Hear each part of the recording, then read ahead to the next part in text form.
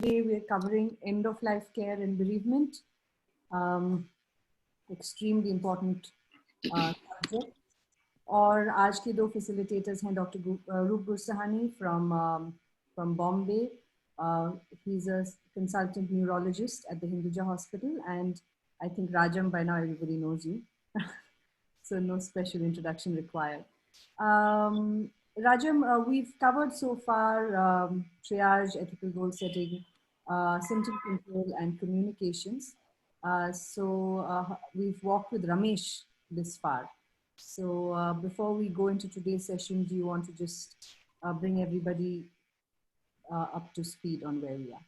नमस्कार, आप लोग सबका धन्यवाद आज ज्वाइन करने के लिए। आज हमारा चौथा सेशन है जो स्मृति बता रही थी, जीवन के अंत में लक्षण के निवारण कैसे करना है।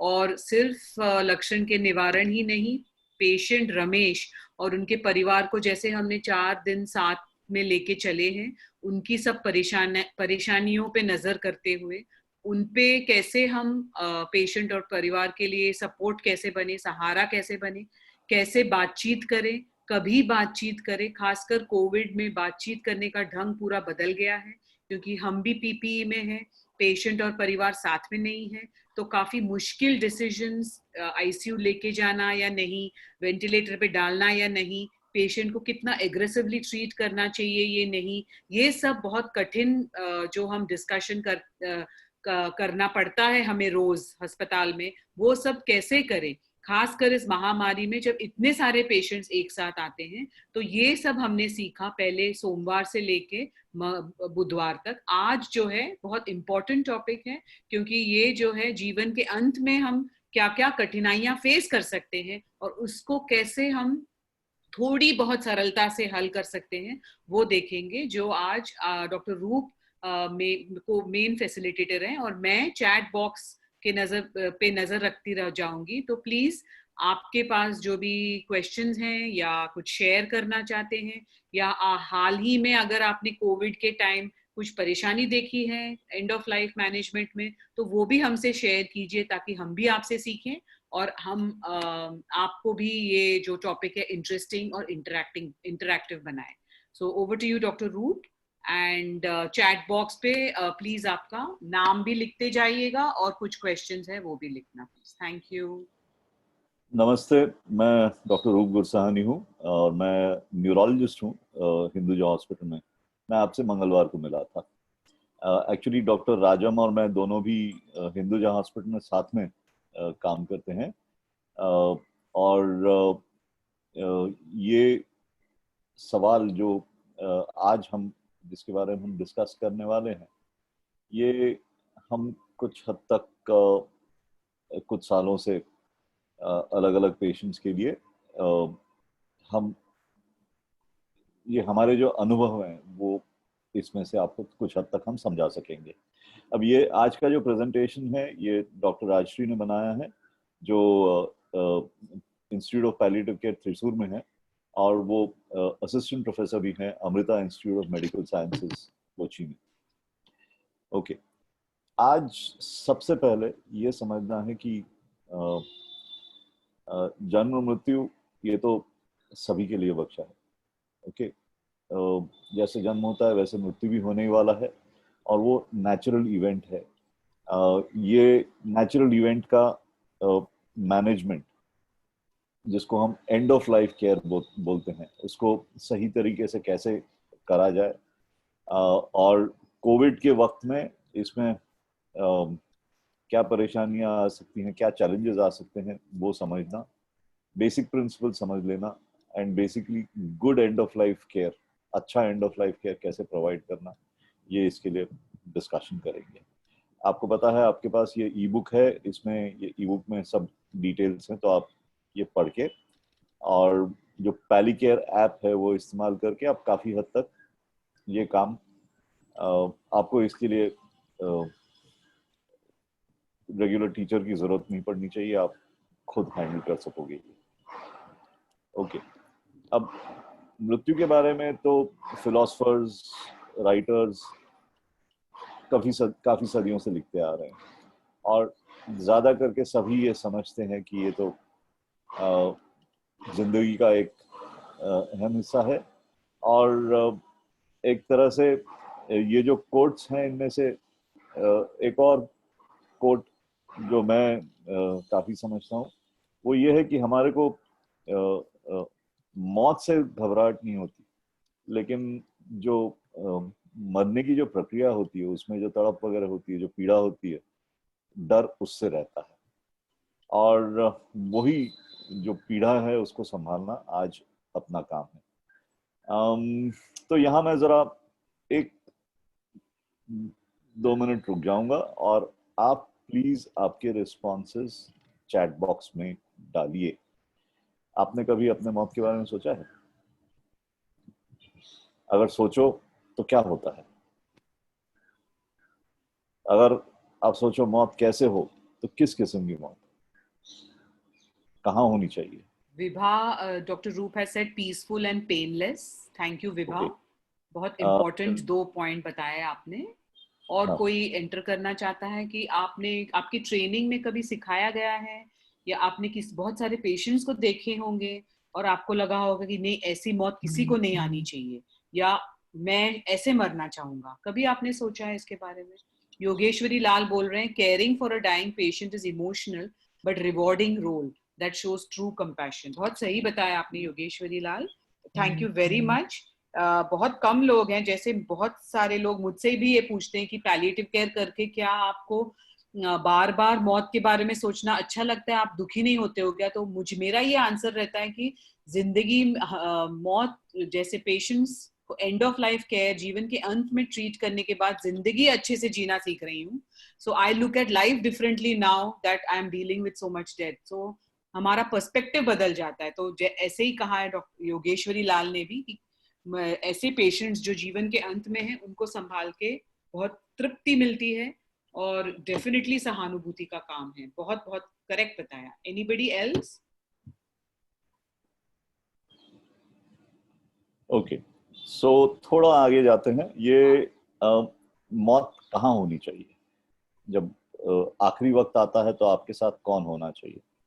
So आप Smriti has already answered that, Roop, कि अच्छा, at home with loved ones around me without pain. तो जैसे फुल आंसर बता दिया है स्मृति ने। क्या आप स्मृति से सहमत हो आप लोग सब कि ये एक अच्छा तरीका है मृत्यु का? तो प्लीज चैट कर लीजिए। रूप? हाँ। सो नहीं, किसी को, आप लोग तो आईसीयू में काम करते, किसी को आईसीयू में आखिरी वक्त बिताने का ये की इच्छा नहीं होती है? आईसीयू तो बहुत सारे डॉक्टर्स रहेंगे, आपके इसमें एंडोट्रेकियल ट्यूब रहेगा, अलग अलग किस्म के कैथीटर्स रहेंगे, लाइट्स रहेंगी, शोर शराबा रहेगा, जलसा रहेगा। कभी सोचा है? इस ग्रुप नहीं। में विभा और योगेश्वरी स्मृति से सहमत है, बाकी लोग टाइप नहीं कर रहे हैं शायद। आपके क्या विचार है? थोड़ा अगर आपने सोचा नहीं होगा तो ये वक्त ले लीजिए सोचने के लिए, क्योंकि ये ऐसी चीज है जो हम कोई भी एस्केप नहीं करेंगे। तो आपका समय लीजिए, बट जरूर टाइप कर लीजिए, क्योंकि हमको भी पता चले कि आप लोग में से क्या सोचते हैं, और जैसे मैंने कहा, हम भी आपसे सीखते हैं। अपने संस्कारों में ऐसा कहा जाता है, संस्कार नहीं, आई मीन एक्चुअली ट्रेडिशंस में कहा जाता है कि अ, मौत के बारे में बात करना अपशकुन है। लेकिन आपको पता नहीं होगा, टिबेटन्स में, बुद्धिज्म में, उनके जो रेगुलर मेडिटेशन है उसमें एक नेसेसरी, जरूरी कंपोनेंट ये है कि आप हर सवेरे उठ के 5 मिनट अपनी खुद की मौत के बारे में विचार करिए। आपका मेडिटेशन उससे शुरू होता है, और अगर वैसे शुरू करो तो फिर कहते हैं कि जिंदगी सीधी हो जाती है। लेकिन ये जो कहा जाता है कि मौत के बारे में बात करना, सोचना अपशकुन है, ये बिल्कुल गलत है। और अब आगे देखोगे, ये अपने इंडियंस में, भारतीय लोगों में, ये हमारे लिए जो डॉक्टर ये बात करते हैं उनके लिए सबसे मुश्किल, सबसे बड़ा बैरियर ये कभी कभी पड़ता है। ओके, तो वापस आते हैं रमेश जी के पास। और ये अपना चौथा दिन है, लेकिन रमेश जी का भी ये हॉस्पिटल में 8वां दिन है। और ये करते करते उनकी सांस ठीक नहीं चल रही, उनका ऑक्सीजन सैचुरेशन कम होते जा रहा है, ब्लड प्रेशर उतरते जा रहा है, कभी होश में कभी नहीं है। तो जो मेडिकल टीम है वो उन्होंने डिसाइड करा है कि पूरे परिवार के साथ एक वीडियो कॉन्फ्रेंस किया जाए। और वीडियो कॉन्फ्रेंस करते करते सबसे पहली चीज जो परिवार वाले कहते हैं वो ये है कि हम उनको घर ले जाना चाहते हैं, घर ले जाना चाहते हैं।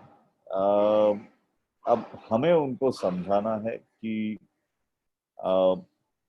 उनको अच्छी एंड ऑफ लाइफ केयर कैसे दी जा सकती है, और बाकी ये सिचुएशन के माहौल में कहाँ और कैसे वो किया जाएगा। आप लोगों की कोई विचार इधर? घर जा सकते हैं वो? हाँ या ना तो बोलो, yes, no. No response yet. Maybe they will. Okay, so doctor Azam, you think हम इनको घर भेज सकते हैं?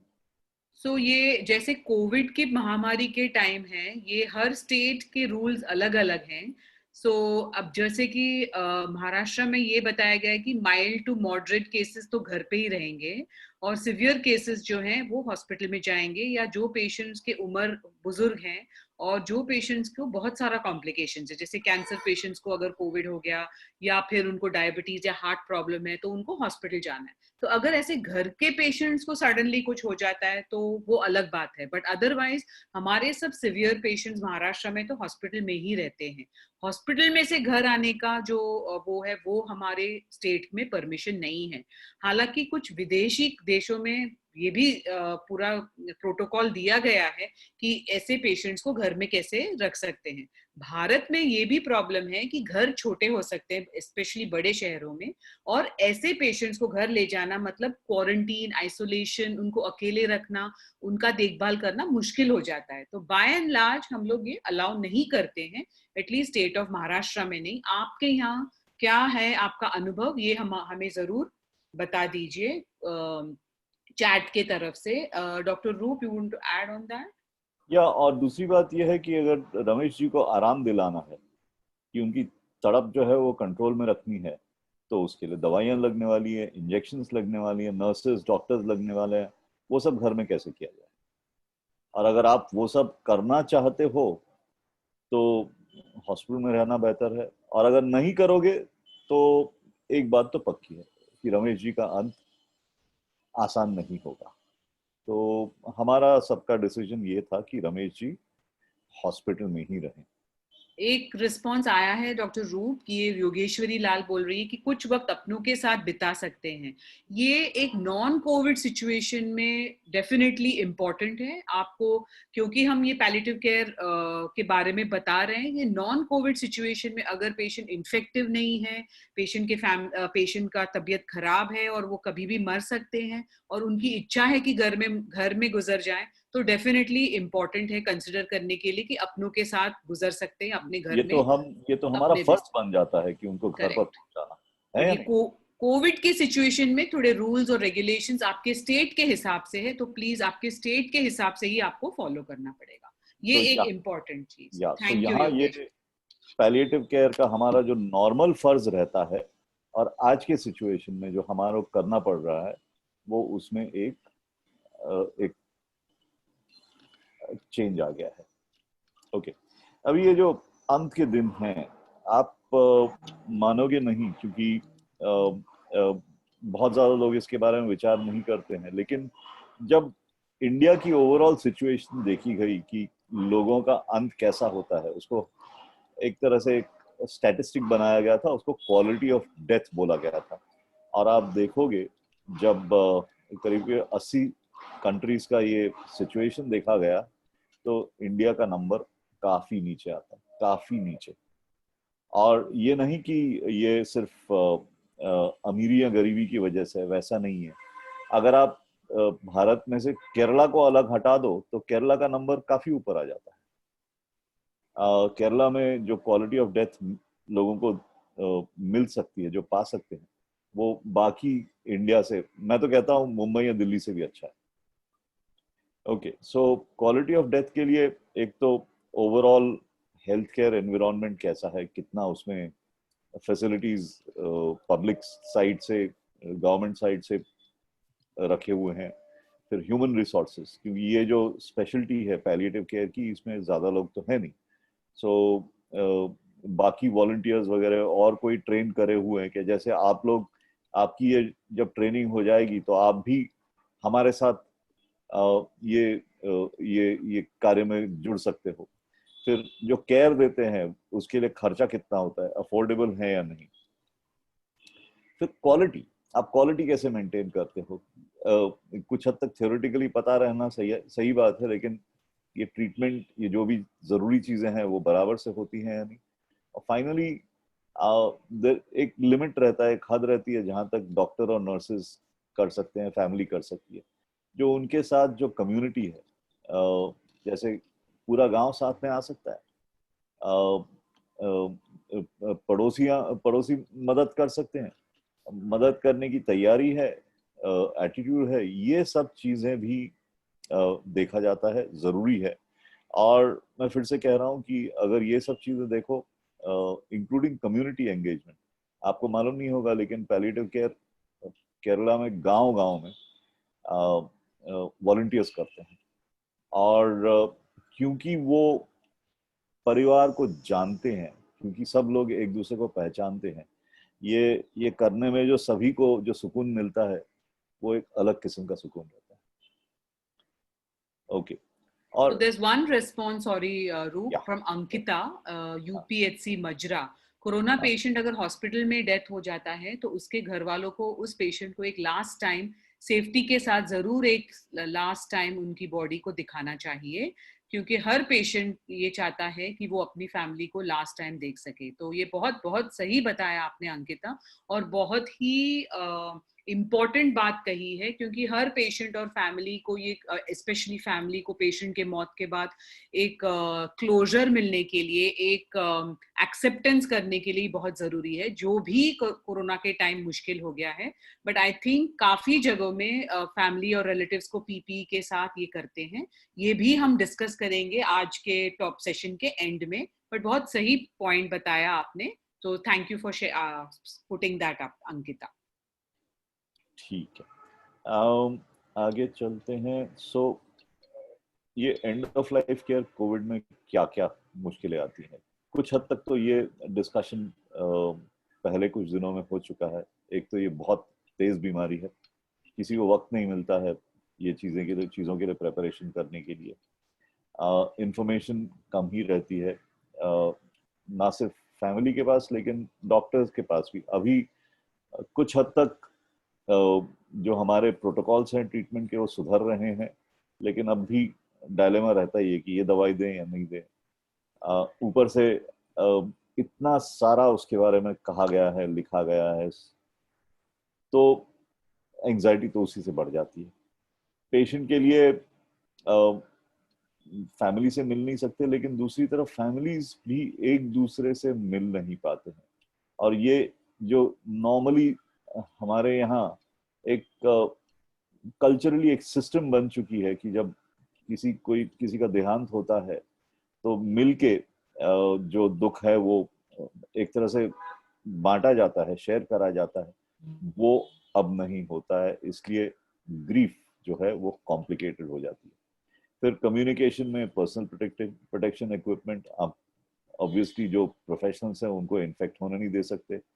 और जैसे अभी हमने डिस्कस करा कि जो बॉडी है, आप फैमिली को इमोशनली दूर भी नहीं रख सकते, लेकिन आप उनको इन्फेक्शन भी नहीं स्प्रेड कर सकते।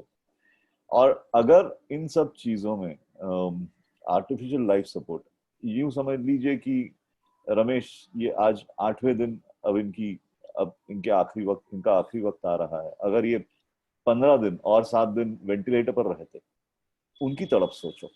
ये पीरियड में अगर हम समझ लो इनको वेंटिलेटर पर रखे होते और धीरे धीरे वापस इसी नतीजे पर पहुंच गए होते। सो सबसे पहले, और ये एक अहम हिस्सा रहा है ये पूरे कोर्स का, ये कि जब ट्रीटमेंट फ्यूटाइल या इनअप्रोप्रिएट या जरूरी नहीं समझी जाती है तो फिर उसे नहीं देना ये कोई गलत काम नहीं है। बहुत लोग टर्म जो यूज करते हैं वो यूथेनेजिया है, यूथेनेजिया ये नहीं है। यूथेनेजिया का इंटेंशन रहता है किसी का अंत करना। यहाँ हम अंत किसी का नहीं कर रहे हैं, हम सिर्फ ऐसी ट्रीटमेंट नहीं दे रहे हैं जिससे वो बच नहीं सकता। इसलिए withholding or withdrawing a potentially inappropriate treatment in a patient with a terminal illness, उसमें ये तो सिचुएशन की वजह से ये ऐसा नतीजा आ रहा है। हमने इंटेंशन से उनका अंत नहीं पाया है। सो यहाँ हमारी ट्रीटमेंट का फोकस बदल जाता है। जहाँ अभी तक हम हमारे पूरे करियर्स में क्योर पर यानी बीमारी को ठीक करने के इसके पड़े हैं, यहाँ हम एक्सेप्ट कर रहे हैं कि हम बीमारी को ठीक नहीं कर सकते हैं और हम अभी पेशेंट को कंफर्टेबल रखने का, उनकी जो पीड़ा है, उनकी जो परेशानी है वो कंट्रोल करने की कोशिश कर सकते हैं। सो मेडिकल और नर्सिंग केयर उस तरफ फोकस हो जाता है। अगर आप इसी पेशेंट पर एंडोट्रेकियल इंट्यूबेशन और सब ट्यूब्स वगैरह डालने पर पड़े होते तो दिखती बात है आप उनको उनका पीड़ा कम करने में फोकस नहीं कर सकते हो। और ये जो आप ट्रीटमेंट जो करते हो, जो एंडोट्रेकियल इंट्यूबेशन रहता है, वो तो गले में बड़ी सी सीला जैसे हो जाता है, वो सब करना हम ठीक भी नहीं समझते हैं। और जो भी दवाइयाँ उनकी चल रही हैं, अब वो जो दवाइयाँ ऐसी दी जा रहे हैं कि वो अगले 10 साल के लिए काम की हैं, वो तो अभी कोई मतलब नहीं है, तो ये दवाइयाँ हट सकती हैं। ये करते करते कम्युनिकेशन मेंटेन करना है, कम्युनिकेशन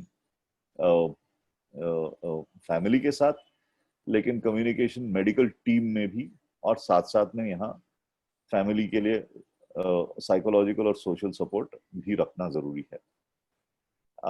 अब ये करने के लिए सबसे पहले आप गोल्स ऑफ केयर कि आप अभी ट्रीटमेंट क्या और कैसे करने वाले हो, वो गोल्स ऑफ केयर का डिस्कशन फैमिली के साथ सबसे इम्पोर्टेंट है।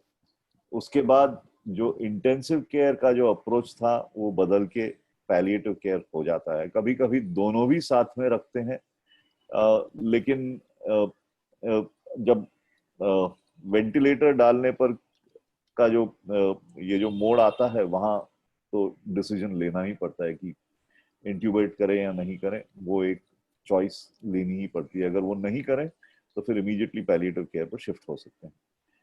अगर पैलिएटिव केयर टीम हो इन प्लेस तो वो फिर एटलीस्ट हिंदुजा हॉस्पिटल में जब ऐसा सिचुएशन आता है, ऑफ कोर्स कोविड में तो अलग बात है, लेकिन जब ऐसा सिचुएशन आता है तो जनरली इसके कुछ पहले ही मैंने डॉक्टर आजम अय्यर और उनके टीम को मैंने इन्वॉल्व कर दिया होता है, और वो फिर फैमिली के साथ जुड़ जाते हैं, उनको सपोर्ट करने में लग जाते हैं। और ये सपोर्ट सिर्फ अंत तक नहीं रहता है, अंत के बाद भी रहता है, उसे हम बेरीवमेंट सपोर्ट कहते हैं।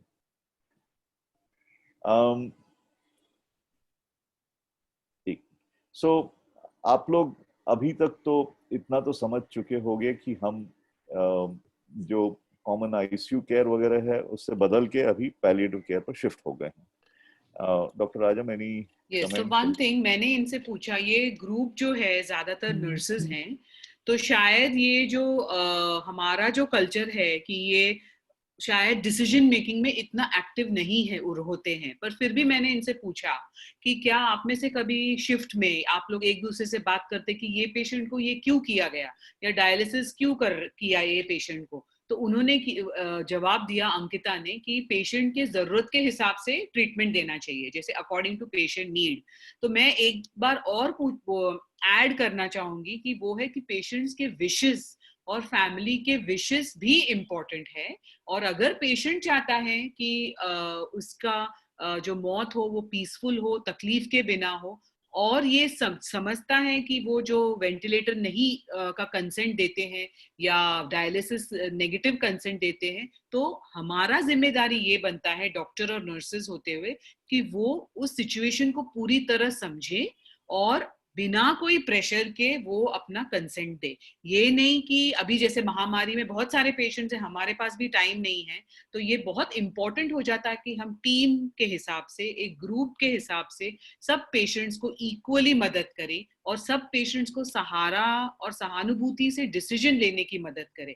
तो सिर्फ पेशेंट का जरूरत एक चीज है, बट पेशेंट के ख्वाहिश, फैमिली की ख्वाहिश और पेशेंट का अंडरलाइन कंडीशन, जैसे हमने देखा रमेश ऑलरेडी 75 ईयर ओल्ड के हैं, उनको हार्ट प्रॉब्लम है, उनको स्ट्रोक हुआ है, बहुत सारे कोमॉर्बिडिटीज है, और हमें दिखाता है साइंस कि ऐसे पेशेंट को एग्रेसिव ट्रीटमेंट देके उनको तकलीफ ही होगी और कम, उनकी तकलीफें कम नहीं होंगी, और ऐसे पेशेंट्स आईसीयू से अच्छे से बाहर निकलने का जो परसेंटेज है बहुत कम है। तो ये सब ध्यान में रखते हुए हमें डिसीजन लेना है, और ये जरूरी है कि आप लोग भी, मैं हमेशा बोलती हूँ कि डिस्कशन से ही हम एक दूसरे से सीखते हैं। सो डॉक्टर्स के साथ डिस्कशन करना भी जरूरी है, ये नहीं कि अग्रेसिवली करना है, बट आप सिचुएशन को ज्यादा समझने के लिए, पेशेंट के बेनिफिट के लिए डिस्कशन करना, टीम वर्क करना बहुत बहुत इंपॉर्टेंट है। So I think it is important कि पेशेंट की जरूरत नहीं, बट पेशेंट का ख्वाहिश, पेशेंट की इच्छाएं भी इम्पोर्टेंट है, जो हम भारत में बहुत कम पूछते हैं। हमको लगता है हम डॉक्टर है, हमको सब पता है। पेशेंट क्या चाहता है, उसका शरीर है, उसका हक बनता है डिसीजन लेने को। ये बहुत बहुत इंपॉर्टेंट चीज है, क्योंकि कल हम वो उस बिस्तर पे हम होने वाले हैं।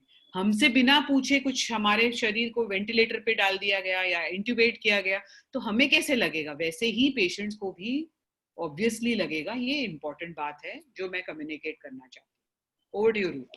हाँ, तो आप एक सवाल और, ये सेक्शन छोड़ने के पहले,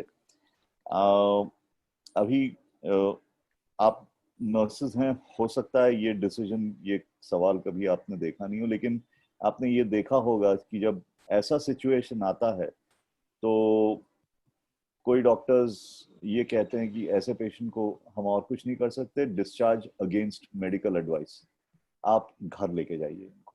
यानी ऑफ कोर्स कोविड में तो नहीं कह रहे हैं, लेकिन जब ऐसी सिचुएशन आती है तो बोलते हैं कि पेशेंट को लेके चले जाओ, बेसिकली यहाँ से दफा हो जाओ।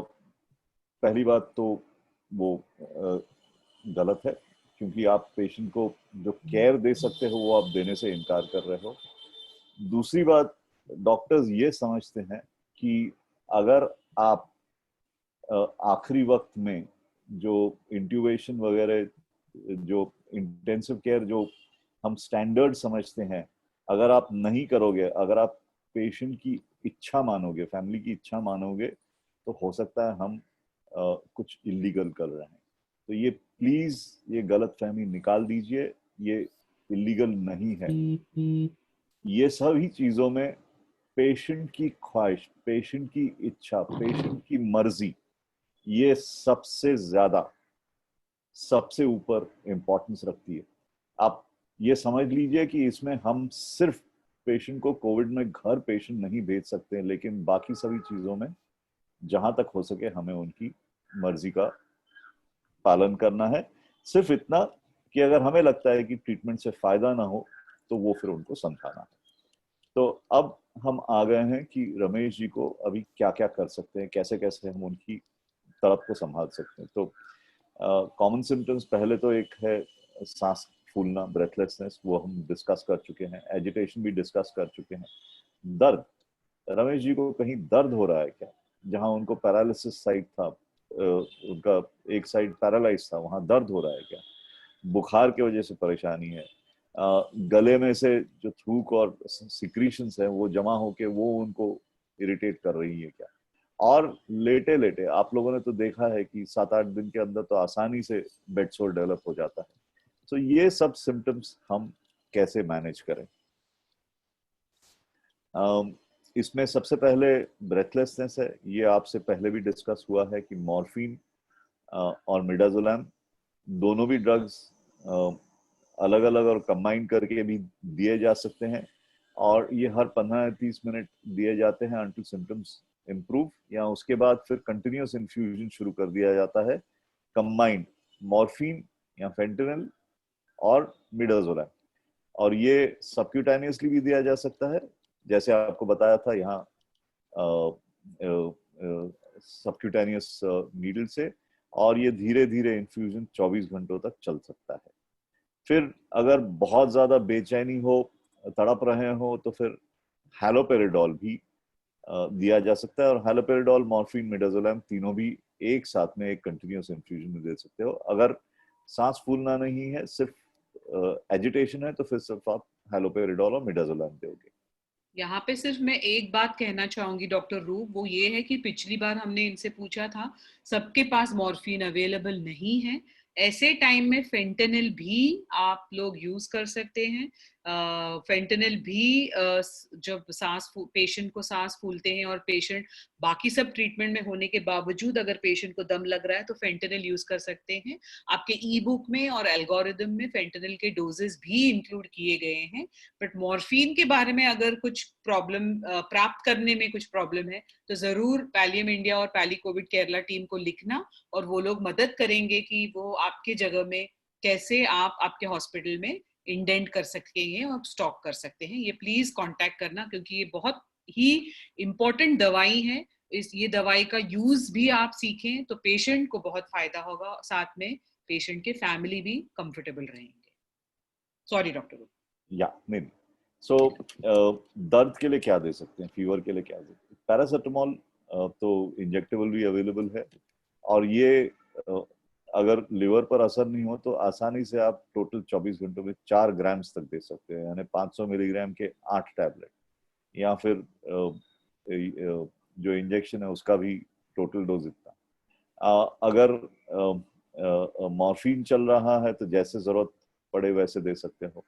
प्रॉब्लम यह है कि ऐसे पेशेंट में का रिस्पांस समझे कैसे, कि दर्द हो रहा है नहीं हो रहा है, वो समझने के लिए आपको थोड़ा ज्यादा ध्यान देना पड़ता है कि उनके चेहरे पर तड़पने के कुछ लक्षण दिख रहे हैं क्या, उनका हलचल थोड़ा बीच बीच में ज्यादा हो जाता है क्या, और इसके साथ साथ ये भी देखना है कि उनका रीनल फंक्शन जो है वो डिटीरिएट होने लगा है क्या। अगर यूरिन आउटपुट कम हो गया है तो फिर डोजेस बदलेंगे। ओके, अगर सिक्रीशंस आ रहे हैं कि उनके गले में फ्लूइड्स भर गए हैं, सांस लेने की खरखर खरखर आवाज हो रही है, तो पहली बात तो ये याद रखिए कि सक्शन, वो जो ट्यूब है वो ऐसे सिचुएशन में किसी के गले में डालना, ऑफ कोर्स इंट्यूबेशन जितना बुरा तो नहीं है, लेकिन ये घड़ी घड़ी करना भी काफी तकलीफ दे सकता है इंसान को, इसलिए सक्शन हम अवॉइड करते हैं। सबसे पहले तो पोजीशन चेंज ट्राई करते हैं कि पेशेंट को एक करवट आधी थोड़ा सा औंधा लिटाया जाए तो उसमें से जैसे जो भी थूक वगैरह है वो साइड से निकलने लग जाती है और वहां से क्लियर करा जा सकता है। फिर ऐसे ड्रग्स इस्तेमाल कर सकते हैं जिससे थूक सुखाई जा सके। उसमें सबसे स्टैंडर्ड दवाई जो है वो ग्लाइकोपायरोलेट है। ये 200 to 400 माइक्रोग्राम्स हर 4 घंटे दिया जा सकता है। फिर हायोसिन है, एट्रोपिन है। एट्रोपिन आपको ऑप्थाल्म डिपार्टमेंट से मिलेगा, उनके यहाँ पड़ा रहता है। ये 1 या 2 बूंद सिर्फ मुंह में अगर रख दिए तो वो 4-6 घंटे तक काम करते हैं मुंह सूखा रखने में। लेकिन आपको यह याद रखना पड़ेगा कि अगर बहुत ज्यादा सिक्रीशंस थिक हो जाए तो वो भी सांस लेने में तकलीफ देंगे, क्योंकि उनको निकालने में मुश्किल होगी। और अगर लंबी बात चलने वाली है तो फिर मुंह सूखना, इसको जो हम जीरोस्टोमिया बोलते हैं, वो भी पेशेंट के लिए अनकंफर्टेबल हो सकता है, उसमें फंगस भी जमा हो सकती है। सो नॉर्मली ये जो दवाइयां हैं ये हम तब इस्तेमाल करते हैं जब हम एक तरह से समझ चुके हैं कि बस ये अभी आखिरी दिन आ चुके हैं। ओके, फिर उसके बाद प्रेशर अल्सर्स। तो जो स्टैंडर्ड प्रेशर एरियाज हैं, अगर हो सके तो प्रेशर रिड्यूसिंग मैट्रेस, एयरबेड इस्तेमाल करो। जो जहाँ जहाँ जो आप प्रेशर एरियाज जानते हो, अगर पेशेंट पीठ पर लेटा हो तो जैसे हैं, साइड पर लेटा हो तो जो है वो तो मालूम है, लेकिन आपको ये भी देखना है कि जहाँ जहाँ ट्यूब लगे रहते हैं, जहाँ मास्क लगे रहते हैं, वहां भी प्रेशर सोर्ट हो सकते हैं। बेसिकली ये सब प्रेशर पॉइंट्स को हल्का सा लाइट मसाज करें विद मॉइस्चराइजर्स, और जहां तक हो सके यूरिन और स्टूल का अक्यूमुलेशन अवॉइड करें। अब प्रॉब्लम ये है कि ऐसे पेशेंट को हर घड़ी टर्न करना वो भी उनके लिए तकलीफ दे सकता है।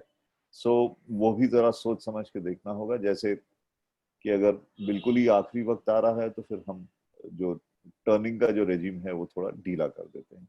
यहाँ पे 2 पॉइंट डॉक्टर रूप मैं बताना चाहती हूँ। एक तो ये कोविड के पेशेंट्स, जैसे आप जानते हो, काफी जगह पे पेट पे लेटते हैं, तो वो थोड़ा रिसोर्स ज्यादा हो जाता है। वी नीड ज्यादा लोग की जरूरत पड़ती है उनको एडजस्ट करने में, तो उनका जो प्रेशर एरियाज है थोड़े अलग हो जाते हैं। ये इम्पोर्टेंट है आपको ध्यान में रखने के लिए। और दूसरी चीज, कोविड के पेशेंट्स अक्सर बहुत सडनली डिटीरिएट होते हैं, तो बहुत ज्यादा दिन आईसीयू में रहते हैं ऐसे नहीं है।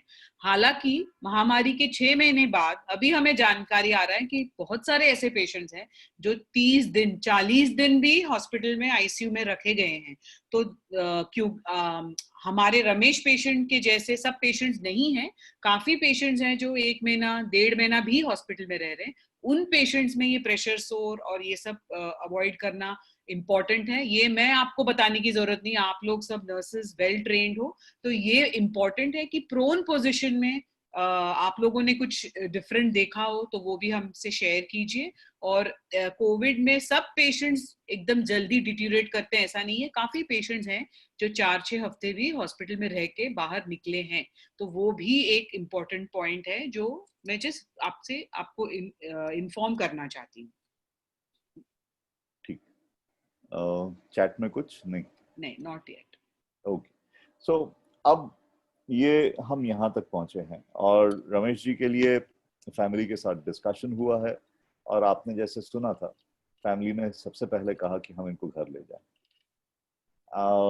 अब आप खुद ही समझ गए होंगे कि ये जो सब उनके लिए करा जा सकता है वो सब हॉस्पिटल में करना संभव है। घर पर सेटअप करना हालांकि हम नॉर्मल सिचुएशन में करते हैं, लेकिन कोविड की सिचुएशन में ये सेटअप करना पॉसिबल नहीं है। फिर ऊपर से लोकल एरिया का डायरेक्टिव क्या है, कोविड पॉजिटिव पेशेंट्स का घर पर संभाले जाना और आखिरी दिन उधर हैंडल करे जाना, वो कैसे किया जा सकता है। और फाइनली अगर आप ऐसे करो और पेशेंट को अगर हॉस्पिटल लेके आओ तो आजू बाजू की जो कम्युनिटी है, आपके पड़ोसी हैं, वो कैसे रिएक्ट करेंगे, क्या होगा उधर, क्योंकि कभी कभी काफी नेगेटिव रिएक्शन भी होता है। सो ये डॉक्टर राजम ये और डिस्कस करना है या? दिस जैसे हमने पहले भी डिस्कस की थी कि हर स्टेट का ये अलग है, इंटरनेशनल क्वालिफिकेशन, आई मीन जो प्रोटोकॉल है वो भी अलग है। सो आई थिंक ये बहुत मुश्किल है अपने देश में कैरी आउट करने के लिए।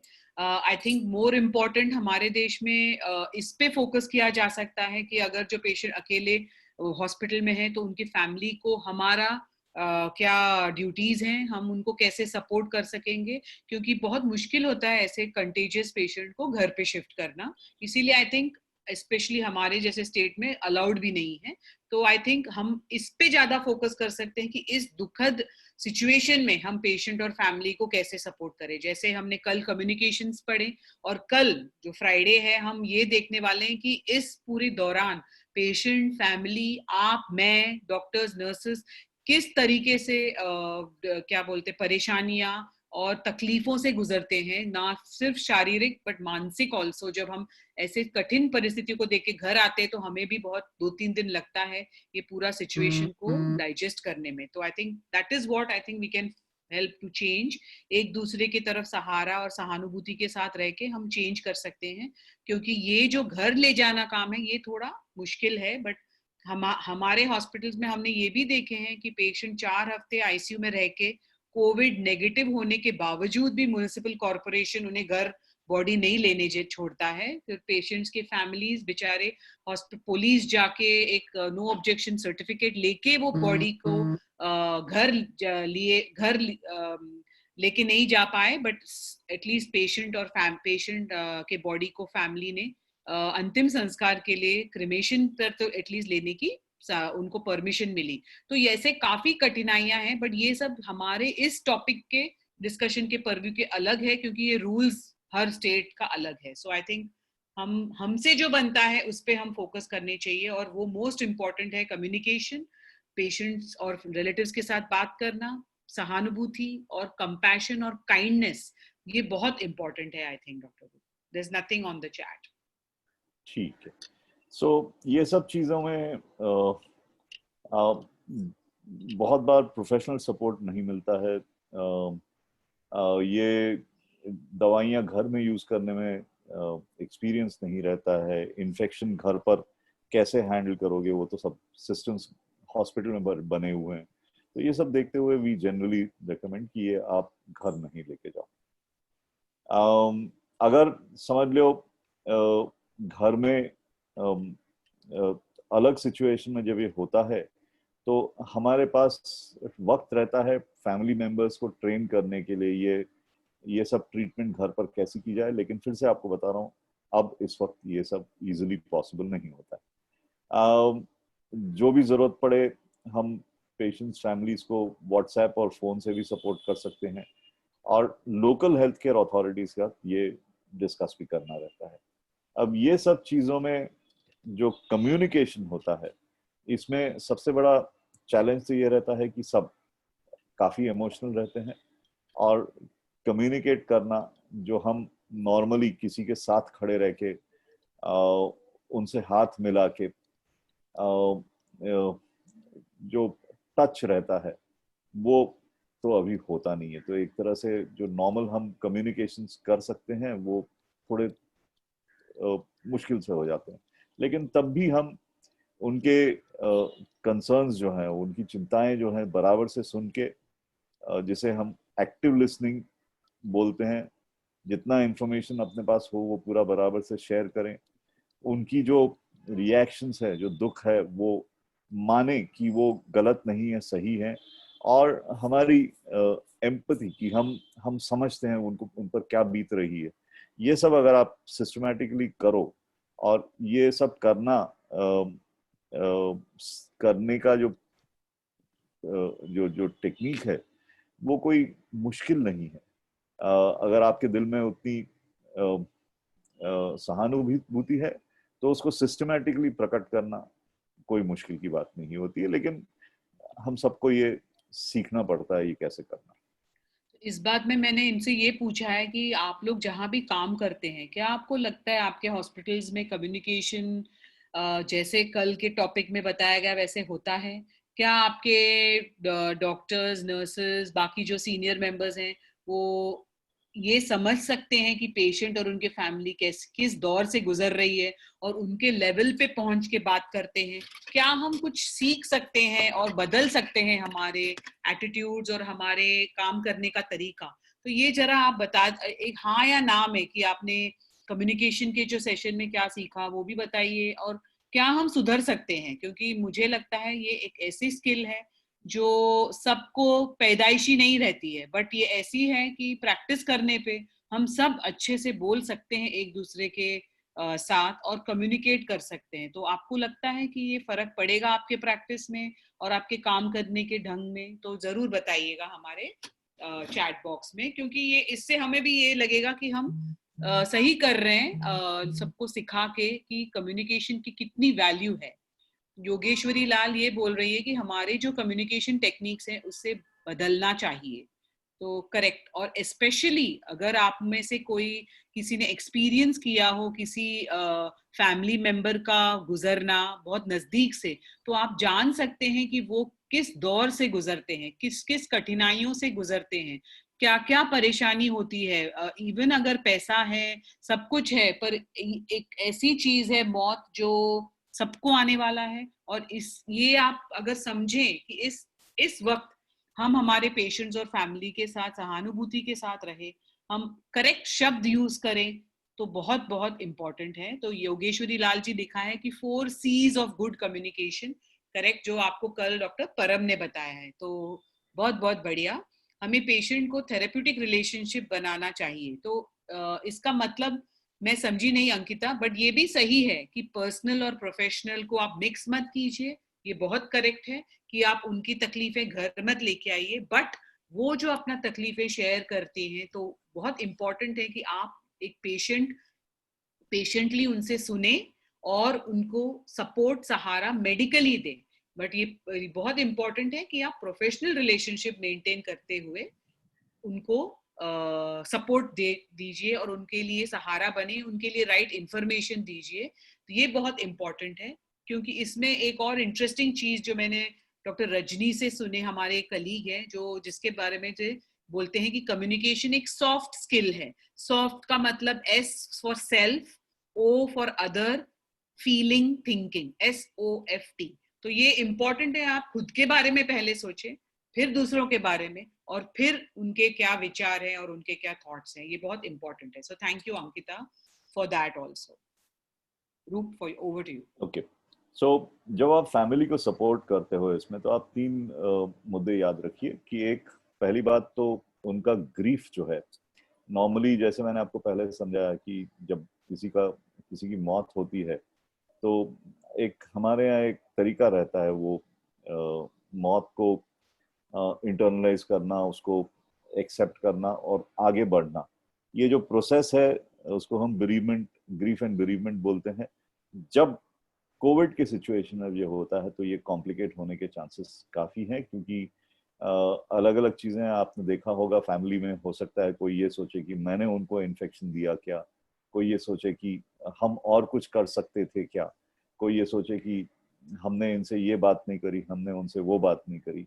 और ये सब करते करते फैमिली की ग्रीफ कॉम्प्लिकेटेड हो जाती है। और जहाँ नॉर्मली जो ग्रीफ का प्रोसेस होता है, जो 6 महीने में एक तरह से लोग उससे आगे निकल सकते हैं, यहाँ ये इंसान जो पेशेंट्स के फैमिली हैं वो इसी किस्म के ग्रीफ को आगे तक बनाए रखते हैं और उनकी जिंदगी पर बहुत ज्यादा असर इसका होने लगता है।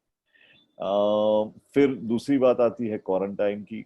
वो आप देख रहे हो कि जो फैमिली है वो भी क्वारंटाइन में है।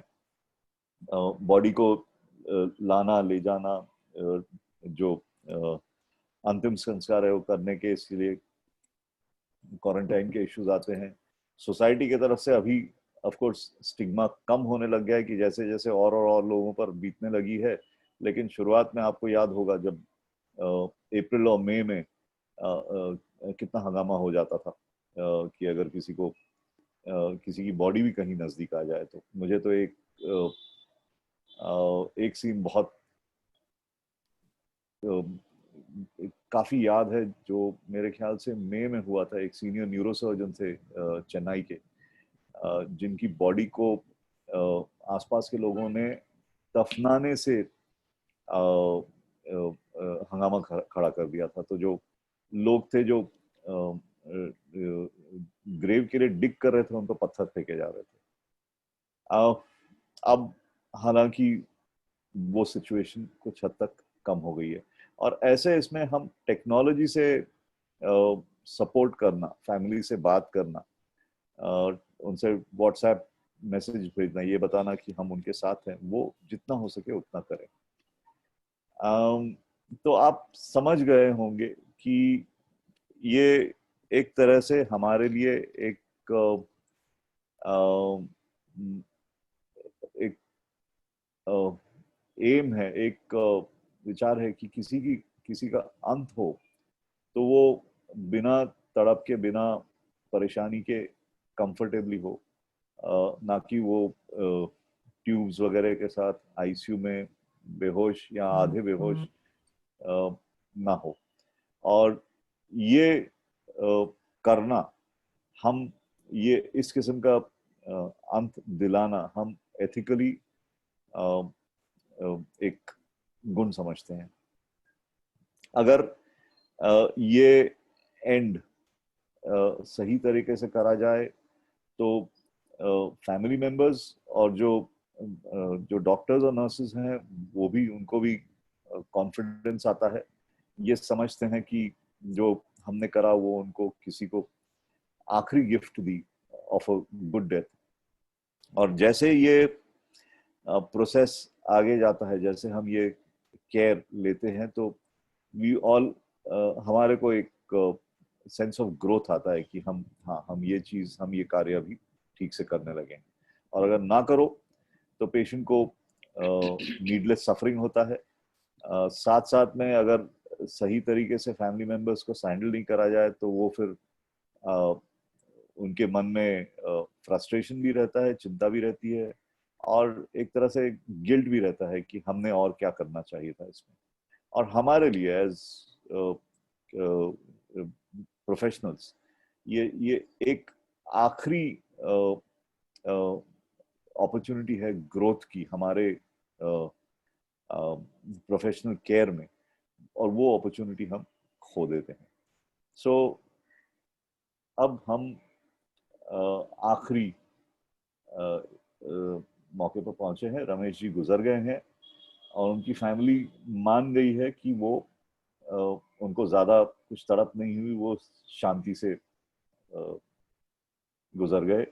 और उनको वीडियो से उनसे थोड़ा बात करने का जो मौका मिला, जो उन्होंने थोड़े शब्द बोले उधर से, वो उनको उनकी उनके लिए काफी साइकोलॉजिकली सपोर्ट वाले थे। और ये करते करते फिर हम डायरेक्टली फैमिली से कनेक्ट हुए हैं। अगर हो सके तो ये होम विजिट हो तो बहुत अच्छा है, नहीं तो फिर एटलीस्ट टेलीफोन से होना ही चाहिए। और इसमें अब फैमिली की एक और नई मुसीबत खड़ी हुई है। ये मुसीबत जो हम स्टिग्मा कहते हैं, कि जब सोसाइटी में अगर कैसे किसी की मौत या कोई बीमारी की वजह से होता है तो लोग जैसे आपने सुना होगा, बीमारी से नहीं बीमारों से लड़ने लग जाते हैं। सो आवर नेबर्स, हमारे पड़ोस वाले हमारे से बात भी नहीं करते हैं और हमारा दिल खो गया है। ये कैसे हमें शांति कैसे मिलेगी? आप इसको क्या जवाब दोगे? मैंने भी उनसे ये पूछा है डॉक्टर रूप की आप में से कोई जो कोविड पेशेंट्स के साथ काम करते हैं, क्या आपने फेस किया है ऐसे स्टिग्मा? क्या आप उसके बारे में शेयर करना चाहेंगे? और अगर आपने फेस किया है तो आपने भी उससे कैसे ओवरकम किया है? जैसे वो हमारे ये प्रश्न का उत्तर भी मिल जाएगा, क्योंकि ये बहुत सैड है कि हम इस महामारी के वक्त एक दूसरे का सहारा, ये किसी की फॉल्ट नहीं है कि उसको कोविड हो गया है या वो इनफैक्ट जैसे आप में से जो कोविड वार्ड में काम करते हैं वो बहुत बड़ी काम करते कि अपनी जान जोखिम में डालते हुए, अपने परिवारों की जान जोखिम में डालते हुए आप इतना बड़ा काम कर रहे हैं पेशेंट्स के लिए, उनके फैमिली के लिए। तो ये बहुत दुख की बात है कि हमारे देश में खासकर ऐसा अभी हम फेस कर रहे हैं। तो योगेश्वरी लाल बोल रही हैं कि शी हैज फेस्ड स्टिग्मा। तो आपने कैसे रिस्पॉन्ड किया और कैसे ओवरकम किया और कैसे आप रोज सुबह उठ के फिर से काम पे जाती हैं? कोई बताना चाहेगा तो हम लोग रिक्वेस्ट अनम्यूट भी कर सकते हैं अगर आप शेयर करना चाहते हो। टाइप करने के लिए बहुत ज्यादा है, बट ऐसे परिस्थिति में आप कैसे रिस्पॉन्ड करेंगे? अगर आप बोलना चाहते हो तो खुद को अनम्यूट करके आप बोल भी सकते हो। सो योगेश्वरी जी ने लिखा है कि चैलेंज टू माई सेल्फ है कि सो इसके बारे में कुछ एलैबोरेट करके बताना चाहेंगे आप योगेश्वरी?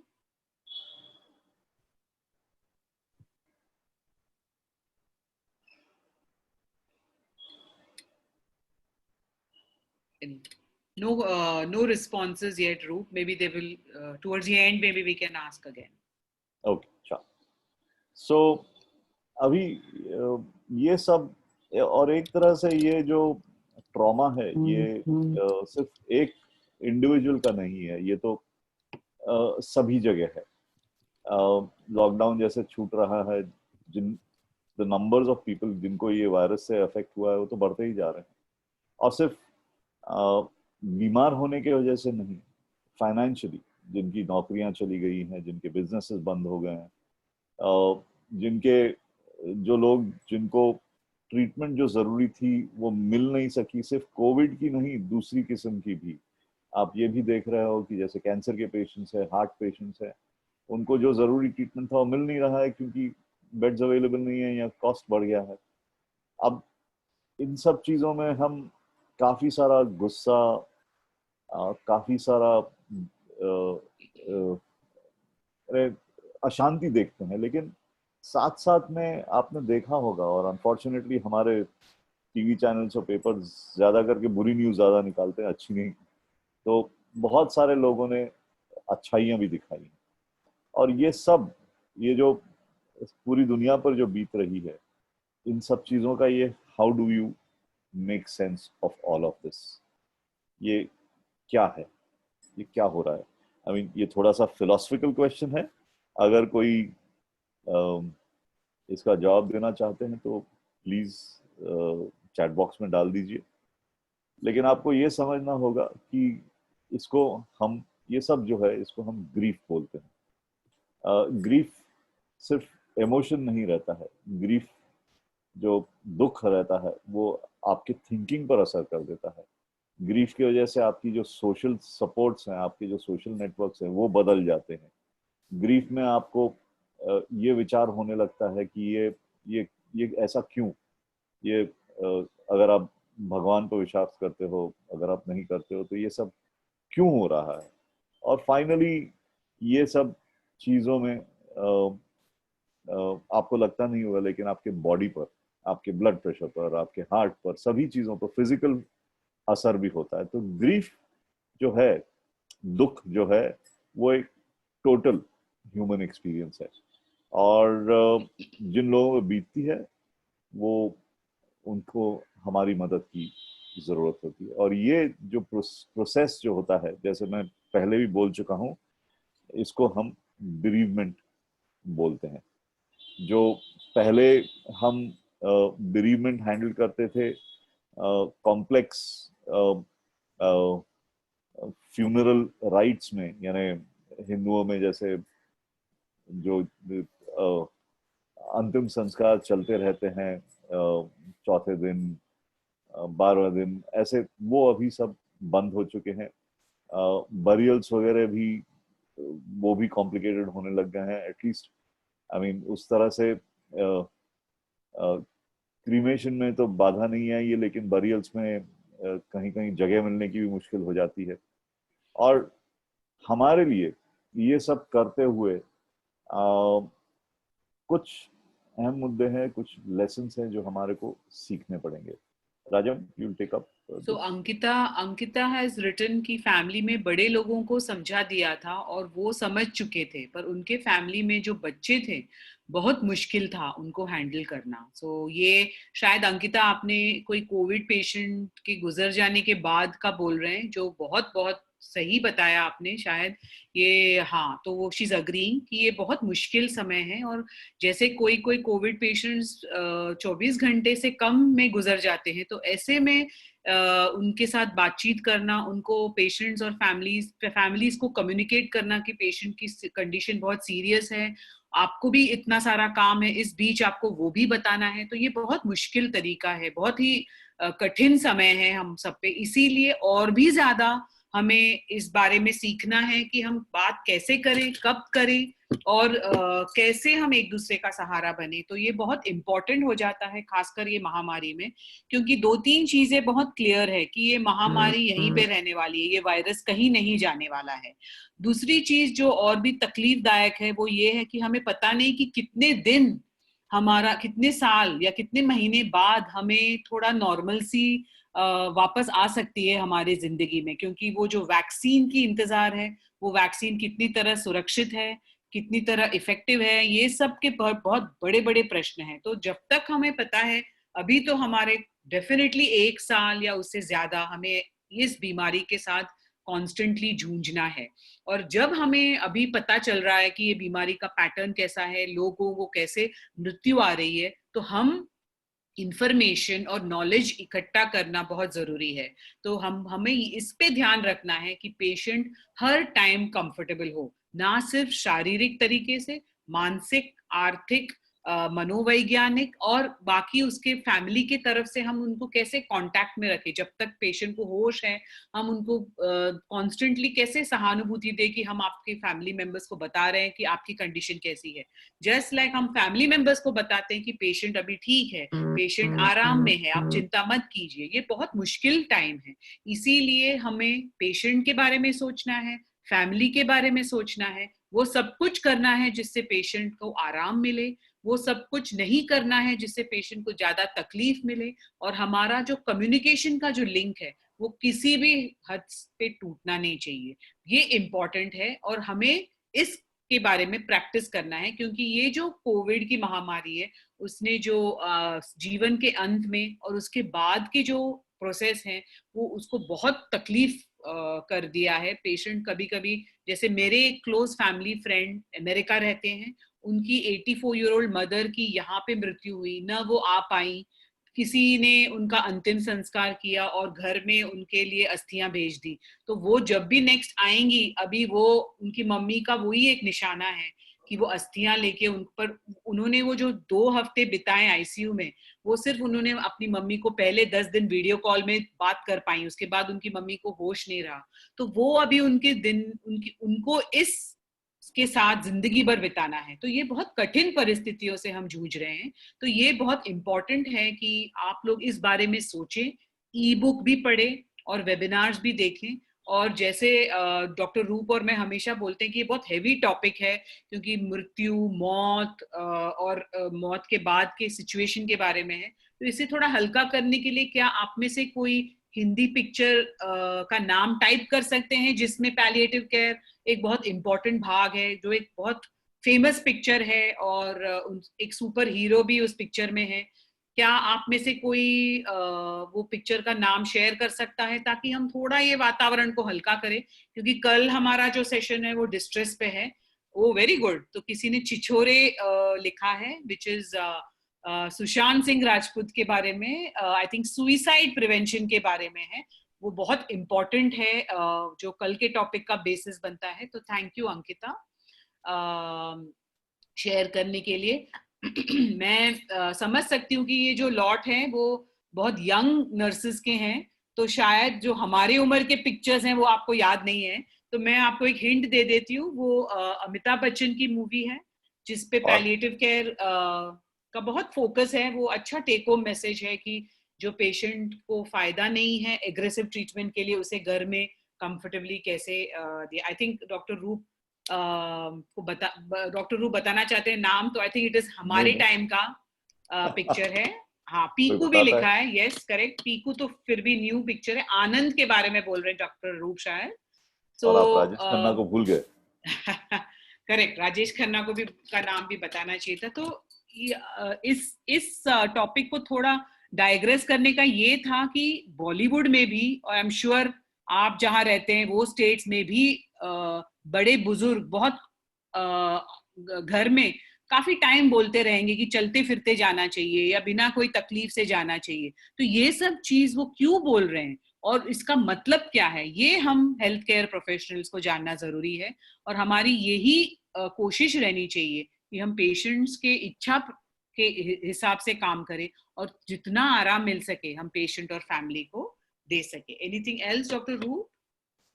नहीं, आई थिंक वी आर आप लोगों में से कोई शेयर करना चाहता है तो we can stop sharing the screen and Arun can unmute you, ताकि आप बोल सके, हम आपकी आवाज भी सुन सके। अगर आपको कुछ शेयर करना हो तो प्लीज जरूर शेयर कीजिए चैट में या अनम्यूट करके।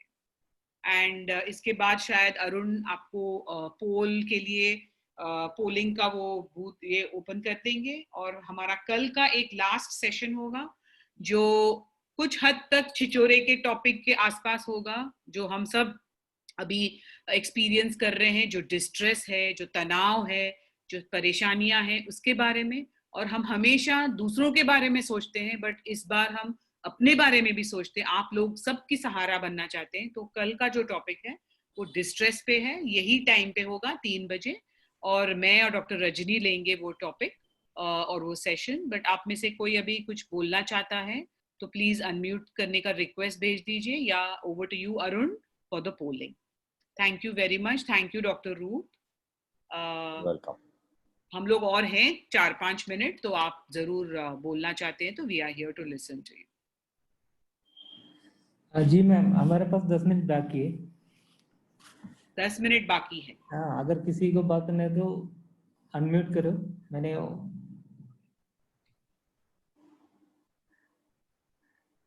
Thank you Arun. No, I think we go ahead with the poll. Yeah. Yeah, Arun, you can run the poll. Okay, sir.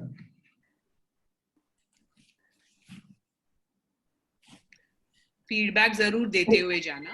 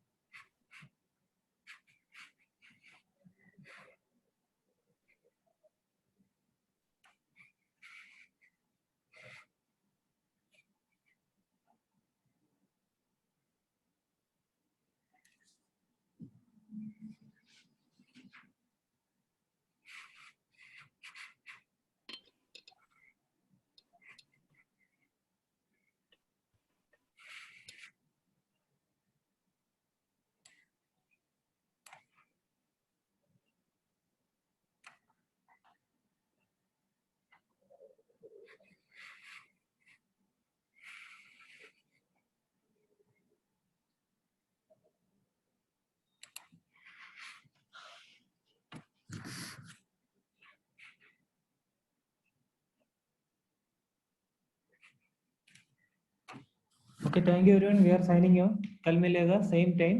Thank you.